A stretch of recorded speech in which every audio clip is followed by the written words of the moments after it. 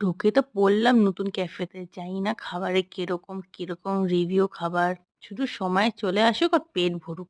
থাক, থাক আগে দেখি কিরকম দাম খাবারের। হুম, হুম। জায়গাটা তো সুন্দর। উপরে দেখ কি সুন্দর সাজিয়েছে।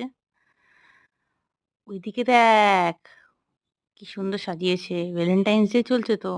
খাওয়াটা অফার দিলেই ভালো। আমার জন্যই ভালো। চল দেখা যাক কি অর্ডার দেওয়া যায়। বাবারে! এখানে সবই ২০০ র উপরে দাম। এত গো দামি! উম উম কি খাবো রে? এতগুলো অপশন বুঝতেই পারছি না।